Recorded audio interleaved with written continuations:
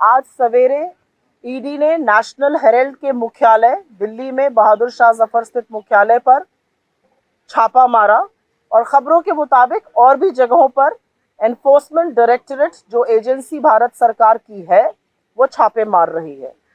मुझे ऐसा लगता है कि भारत के इतिहास में राजनीतिक प्रतिशोध और राजनीतिक बदले की भावना से ग्रसित होकर इस तरह का कुत्सित काम शायद ही किसी सरकार ने किया हो जो आज मोदी सरकार कर रही है। ऐसी मिसाल दूसरी कोई नहीं है।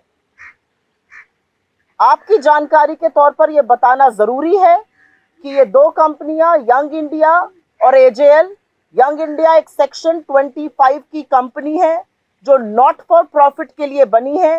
वहां पर प्रॉफिट की कोई गुंजाइश ही नहीं है। उसके डायरेक्टर्स को ना रेम्यूनरेशन मिल सकता है, ना प्रॉफिट मिल सकता है, ना डिविडेंड मिल सकता है। वहां से कोई भी बेनिफिट नहीं मिल सकता है। एजेएल एक पब्लिक इंटरेस्ट में आने वाला न्यूज़पेपर है, कमर्शियल ऑर्गेनाइजेशन जिस तरह का बीजेपी पेंट कर रही है नहीं है। ये दोनों कंपनीज के रिकॉर्डेड ट्रांजैक्शंस आरओसी पर भी अवेलेबल हैं और तमामों जगहों पर भारत सरकार के पास अवेलेबल है इनके टैक्स रिटर्न्स, इनके आरओसी के डॉक्यूमेंट्स। इनफैक्ट भारतीय राष्ट्रीय कांग्रेस की 3 दिन की अध्यक्ष की आपने 3 दिन पूछताछ करी। हमारे पूर्व अध्यक्ष राहुल गांधी जी की आपने 5 दिन 50 घंटे पूछताछ करी। तो या तो ईडी बिल्कुल नाकारा है या सत्य सिर्फ एक है कि एनफोर्समेंट डायरेक्टरेट भाजपा का इलेक्शन डिपार्टमेंट बन चुका है। भारतीय जनता पार्टी का एक नवनिर्मित फ्रंटल है, एजेंसी बिल्कुल नहीं है, जिसका इस्तेमाल प्रतिशोध की राजनीति के लिए, विपक्ष के लोगों को डराने धमकाने के लिए, चुनी हुई सरकारों को तोड़ने के लिए, गिराने के लिए और अपने ही लोगों को नियंत्रित में रखने के लिए किया जाता है। लेकिन असलियत एक और भी है कि इस देश का असल मुद्दा महंगाई और बेरोजगारी है। और आप कुछ भी कर लीजिए, आप कितने भी पाबंदी लगाइए, आप कितने भी छापे मारिए, हम उन दो मुद्दों से देश का, जनता का ध्यान भटकने नहीं देंगे। चाहे संसद में हो और चाहे सड़क पे हो, चाहे प्रधानमंत्री का आवास घेरने की बात हो जो 5 तारीख को हम करेंगे, या राष्ट्रपति आवास पर वॉक टू राष्ट्रपति भवन पर चलने की बात हो। मुद्दे इस देश के बेरोजगारी और कमर तोड़ महंगाई है और उससे हम ध्यान बिल्कुल नहीं भटकने देंगे।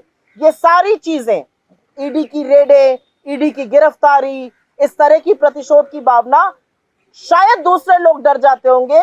भारतीय राष्ट्रीय कांग्रेस के नेता, हमारे आर्म्स और हम डरने वाले बिल्कुल नहीं हैं। हम लगातार आपसे सवाल, आपकी विफलताओं पर, लगातार सवाल जनता की कमर तोड़ महंगाई पर, युवाओं के भविष्य पर जो बेरोजगारी से जूझ रहे हैं, पूछते रहेंगे। हम इसकी जितनी कड़ी निंदा करें कम है, लेकिन ये सिर्फ राजनीतिक प्रतिशोध से ग्रसित छापे हैं जो सरकार का नवनिर्मित फ्रंटल ईडी या इलेक्शन डिपार्टमेंट, जैसा भी आप कहना चाहिए, कर रहा है। I will very briefly make a point in English on this.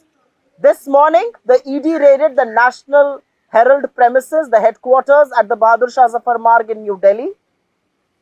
We are told the raids are on in some other parts of the country as well.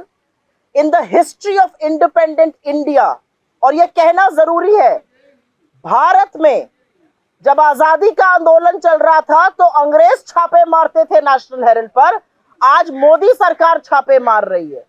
तो समानताएं दोनों की बिल्कुल एक जैसी हैं। ये असलियत है।